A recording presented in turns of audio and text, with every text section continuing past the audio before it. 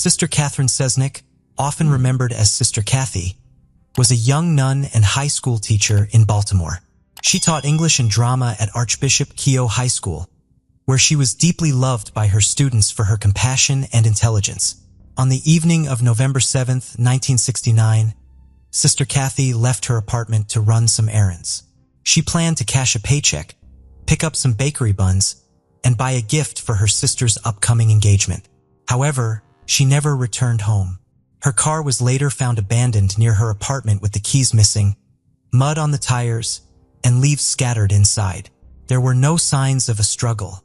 For nearly 2 months, her whereabouts remained unknown. On January 3, 1970, hunters discovered her body in a remote area of Land's Own, Maryland. She had suffered a skull fracture and a fatal brain hemorrhage. At the time of her death, she was only 26 years old. The case shocked the city, but police had few leads. In the 1990s, the case took a disturbing turn. Former students at the school came forward with serious abuse allegations against Father Joseph Maskell, the school's priest. One student said she had told Sister Kathy about the abuse, and later, Father Maskell allegedly showed her Kathy's body to intimidate her into silence. These claims suggested Kathy might have been killed for trying to protect her students. The 2017 Netflix documentary, The Keepers, revived public attention. It featured interviews with former students, law enforcement, and Kathy's sister. Investigators even dug up Maskell's body in 2017 to test for DNA. The results did not match evidence found at the crime scene, so no charges were filed.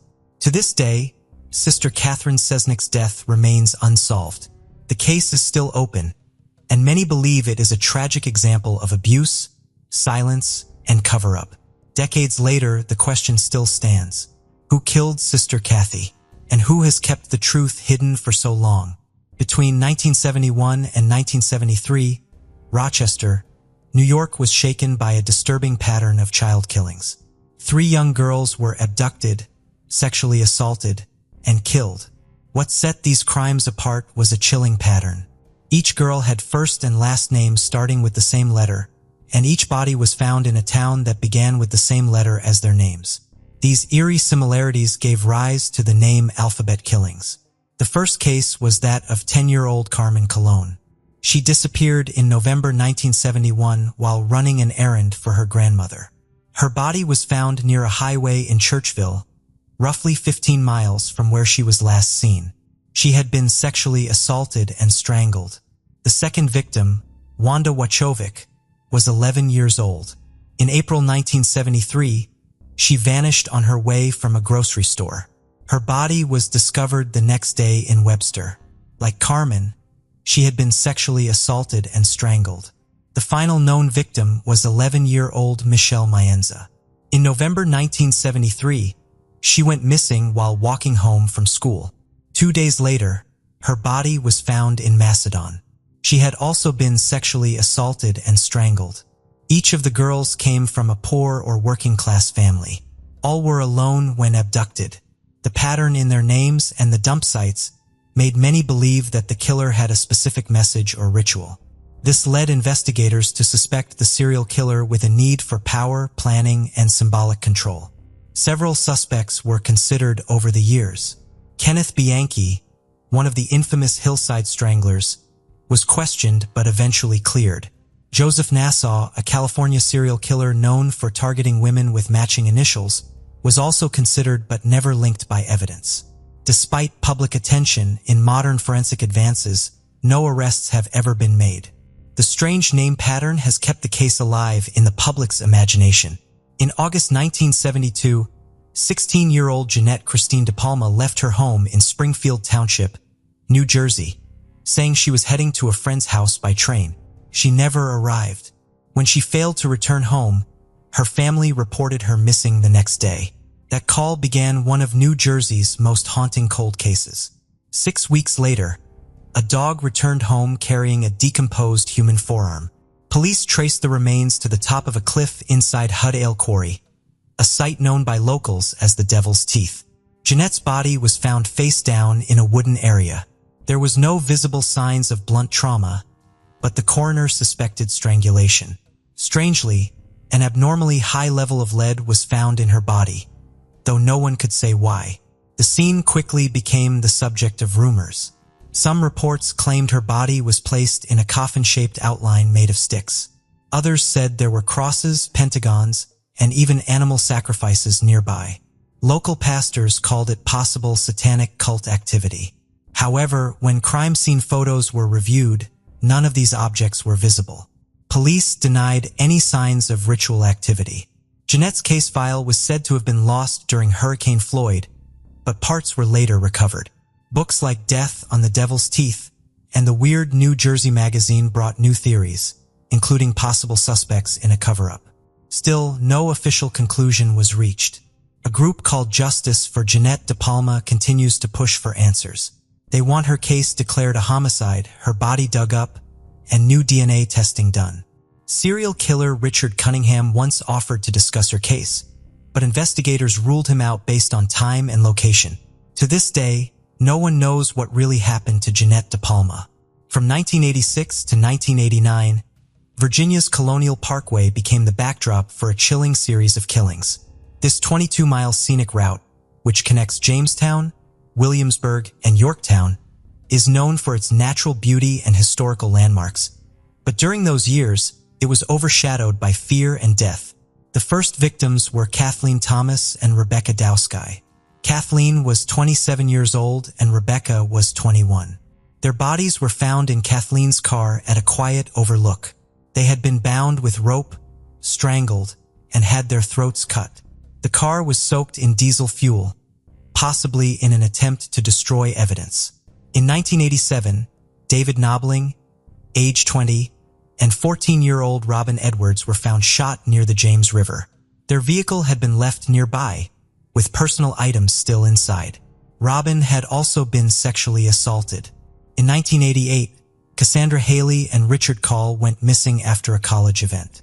Their car was found at another overlook, but their bodies were never recovered. They are presumed dead. In 1989, 18-year-old Anna Maria Phelps and 21-year-old Daniel Lohr were found stabbed near Interstate 64. Their car was parked just a few miles away.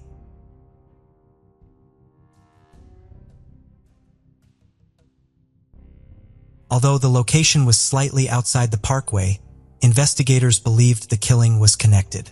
In 2024, investigators identified Alan Wilmer Sr. as a suspect in 2 of the killings. He had died in 2017, but modern DNA testing linked him to multiple crime scenes. He was also connected to a separate 1989 killing in Hampton. Even with this breakthrough, most of the cases remain unsolved. The mystery of who committed these killings and why still cast a long shadow over the Colonial Parkway. In 1987, Karina Malinowski vanished after an argument with her husband. Her locked car was found near the entrance of Mount Holly Plantation in South Carolina. She was never seen again. Almost a year later, her 11-year-old daughter, Annette Sagers, also disappeared in the same location. The details surrounding her case are just as disturbing as her mother's. On the morning of October 4, 1988, Annette was last seen by witnesses waiting at the plantation's bus stop with her dog. This was the same spot where her mother had last been seen. When the school bus returned 20 minutes later, Annette and her dog were gone. The only thing left behind was a handwritten note found inside the bus shelter. It was addressed to her stepfather, Thomas Malinowski. It read, "Dad, Mom came back. I have to go with her. Give the boys lots of kisses and hugs, and also you too. Love, Annette." Experts confirmed that Annette wrote the note, but it remains unclear if she did it voluntarily or under pressure. Investigators believe neither she nor her mother left the plantation grounds. No one reported seeing them leave, and no trace was ever found. Thomas, the stepfather, had a documented history of abuse and gave inconsistent stories during questioning. He was never arrested, but authorities still consider him a person of interest. Years later, law enforcement worked with environmental experts to identify possible burial zones within the plantation, based on terrain and soil patterns, but no remains were ever recovered. The disappearance of Karina and Annette remain a chilling mystery. The note, the setting, and the silence all point to something deeply unsettling. Even after decades, the case continues to leave investigators in the local community grasping for answers. On September 20th, 1988, 19-year-old Tara Lee Calico left her home in Belen, New Mexico for her daily bike ride along State Road 47. Sent her own bicycle at a flat tire. She borrowed her mother's neon pink Huffy. Tara told her mother she would be back by noon to play tennis, but she never returned. When she was still missing by 3 p.m., her mother reported her disappearance. Search teams later found pieces of Tara's Sony Walkman and a cassette tape along the roadside. Some believe she dropped them deliberately to mark her path. Witnesses saw her biking alone around 11:45 a.m., while others noticed a dirty light-colored pickup truck with a camper shell following closely behind her. That small time frame remains one of the biggest clues in the case. Nearly a year later, a disturbing Polaroid photo was discovered in a parking lot in Port St. Joe, Florida. It showed a young woman and a boy bound and gagged in the back of a van. Tara's family believed the woman strongly resembled her. They also pointed out a scar on the woman's leg that matched Tara's. Forensic analysts disagreed. Scotland Yard believed it was Tara, but the Los Alamos National Laboratory said it was not. The FBI concluded the image was inconclusive. In 2013, a cold case task force reopened the investigation. In June 2023, authorities stated they had gathered enough evidence to potentially pursue prosecution. The names of several persons of interest remained sealed by the court. Law enforcement believes the discovery of Tara's remains, or her bicycle, could help confirm the truth. On May 2, 1995, 15-year-old Kiplin Davis vanished during a regular school day in Spanish Fork, Utah. She had attended her morning driver's education class and was seen eating lunch with her friends, but by fourth period, she was missing. She left behind everything in her locker, including her purse, makeup, dental retainer, and school books. Though she lived just 8 blocks from the school, she never made it home. At first, the case was treated as a runaway.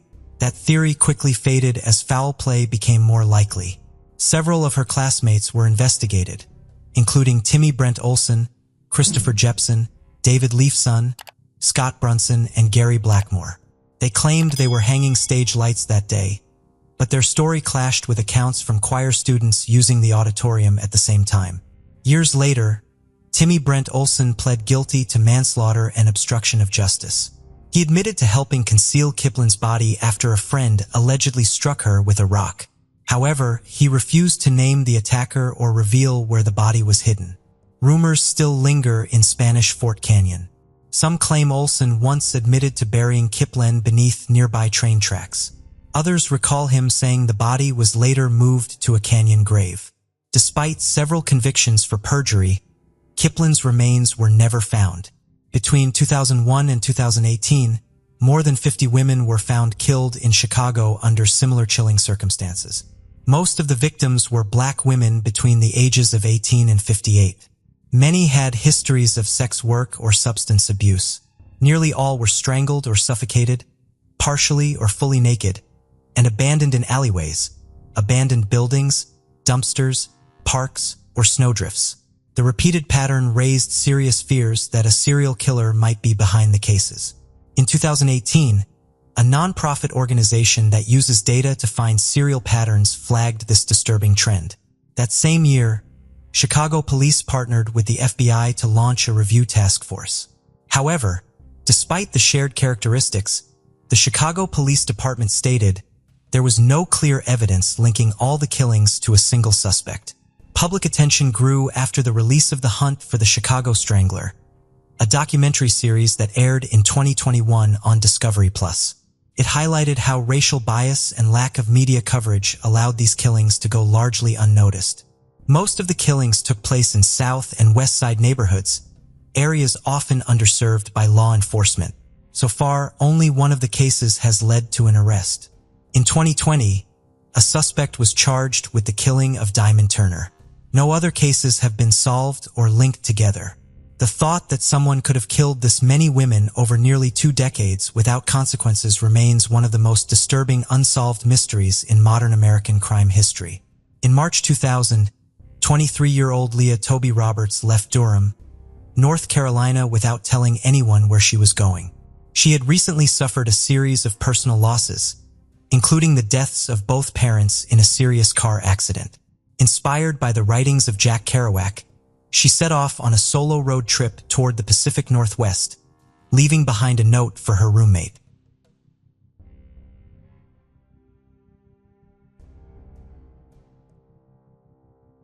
The note said that she was not depressed and that she needed to explore her life. She withdrew $3,000 in cash, packed her cat and belongings, and drove off in her white 1993 Jeep Cherokee. Her debit card was last used on March 13th at a gas station in Brooks. 5 days later, her Jeep was discovered wrecked off a remote logging road near Mount Baker in Washington. The car had rolled down an embankment, but there were no signs of blood or injury. Blankets had been placed over the broken windows, and her valuables, including cash, her passport, and her mother's diamond ring, were left untouched inside the vehicle. Investigators discovered that a wire under the hood had been cut, possibly to make the car accelerate without a driver. DNA from an unknown man and a fingerprint were found inside the vehicle. Witnesses later recalled seeing Leah at a restaurant in Bellingham, Washington, speaking with 2 men. One of the men said she left with someone named Barry, a mechanic who became a person of interest but was never located. Despite multiple searches, no trace of Leah or her cat was ever found. Her family continues to search for answers. To this day, no one knows what really happened on that quiet road in the Washington mountains. Her case remains open and unsolved. On June 13, 2001, 19-year-old Jason Jolkowski vanished without a trace while walking through his Omaha neighborhood. That morning, Jason received a call from his job at Fazoli's asking him to come in early. Since he did not have a ride, he arranged to meet a coworker at nearby Benson High School, just 8 blocks from his home. He was last seen by a neighbor, helping his younger brother bring trash cans inside around 10:45 a.m. Jason never arrived at the school. By 11:30 a.m., his coworker called to ask where he was. He had disappeared during that short walk. Security cameras at the school showed no sign of him. He did not collect his last paychecks. His bank account and cell phone showed no activity. His car, which was in the shop, remained untouched. Jason had no history of running away, and the police only opened a full investigation days later. Every theory, from abduction to foul play, remains unproven. No physical evidence or witnesses ever came forward. In response, his parents founded Project Jason, an organization to help families with missing loved ones. Their work led to Jason's Law, which established a statewide missing persons database in Nebraska. Despite the efforts of family and investigators, Jason's case remains cold more than 2 decades later. He was walking through a safe, familiar area in broad daylight, and then nothing.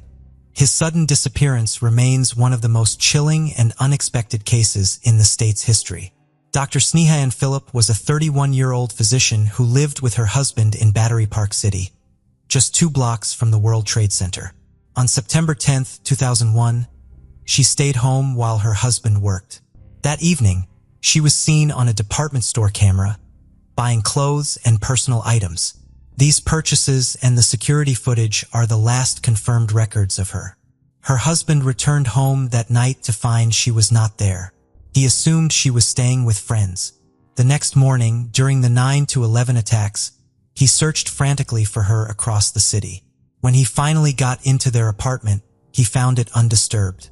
There were paw prints from their 2 cats in the dust, but no signs she had returned. Authorities at first believed she died in the World Trade Center collapse.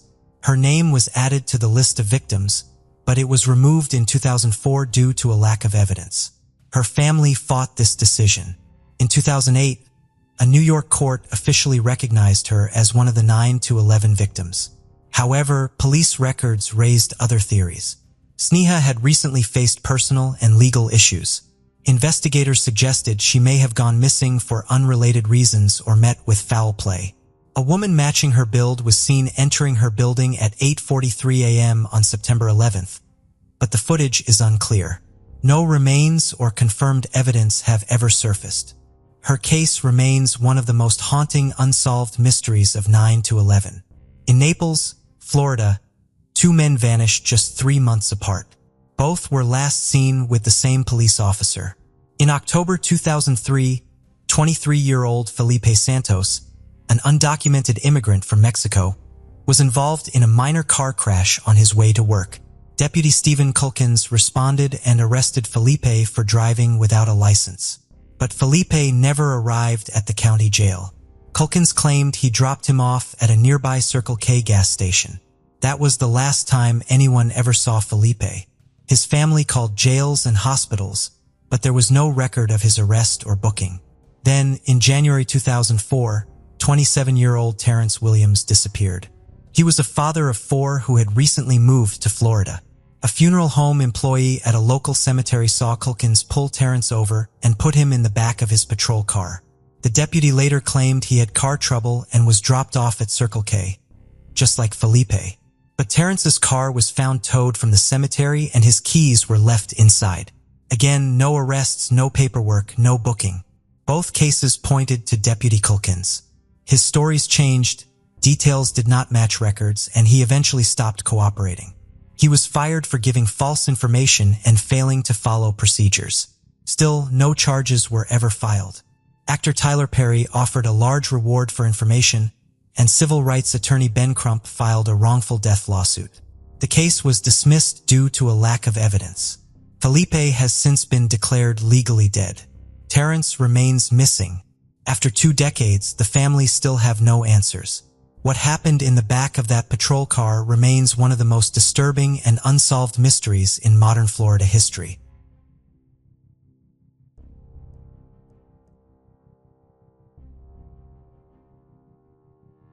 Kaneka Powell was a 28-year-old military veteran working as a security contractor at Johns Hopkins University's Applied Physics Laboratory in Maryland.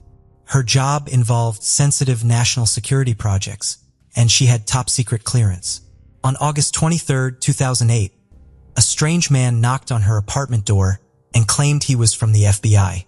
He knew her name, but refused to show identification. Kaneka, being cautious, did not open the door. Instead, she called the police and made a formal report. In the days that followed, 2 more men came to her door on separate occasions. Each claimed to have a package for her, but neither had a delivery badge, a uniform, or a vehicle. Kaneka again refused to open the door and reported both encounters. She became increasingly concerned and emailed her friends, warning them about these strange visits and asking them to share her message in case anything happened to her.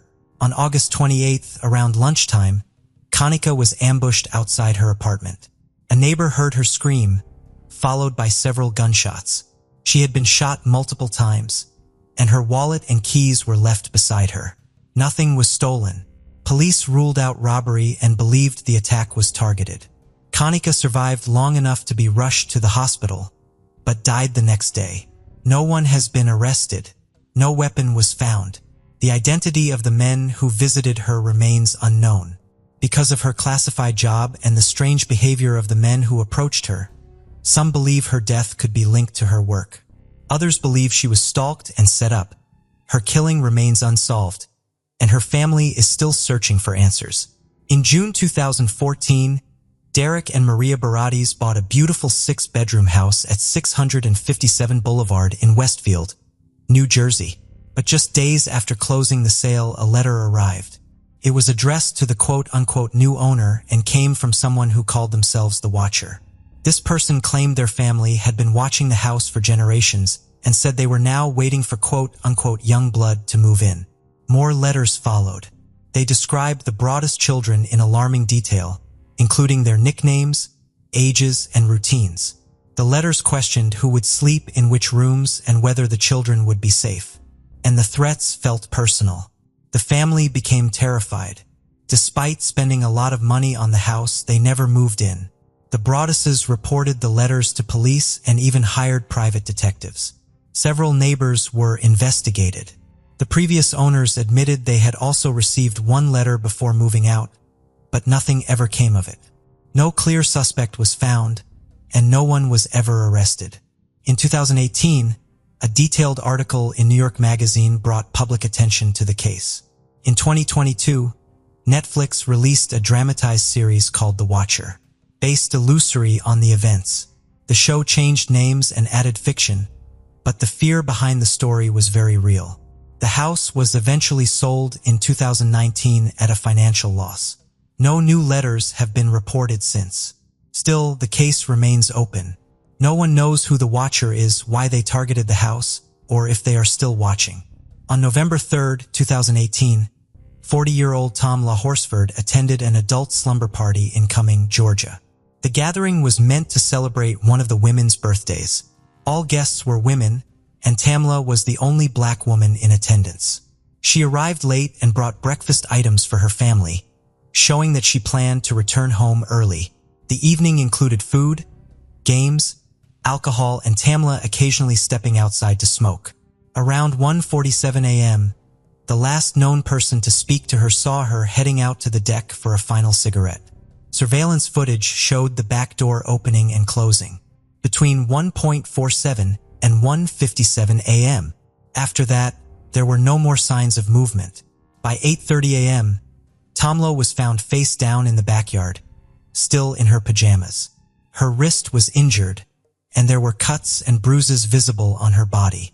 The autopsy listed her blood alcohol level at 0.238 and also found traces of marijuana and sedative in her system. Officials declared her death accidental, saying she likely fell from the 14-foot-high balcony and suffered blunt force trauma. Tamla's family did not accept this conclusion. They pointed out injuries including abrasions on her face, wrist, and legs, a slashing to her heart, and what they believed was spinal damage. The family also highlighted missing autopsy photographs, inconsistencies in witness statements, and errors in how the case was handled. Public interest grew quickly. A petition reopened the case gained hundreds of thousands of signatures. Celebrities also called for justice. In 2020, the Georgia Bureau of Investigation reopened the case, but later reaffirmed the original findings. No one has been charged. Although officials closed the investigation, many still believe the true cause of Tamla's death has never been fully explained. Thank you very much for watching this video, and if you learned something, make sure to like. Comment down below your thoughts on any of the unsolved mysteries I discussed in this video, and subscribe if you would like to see a part 5 or more videos like this one. Thank you again and goodbye.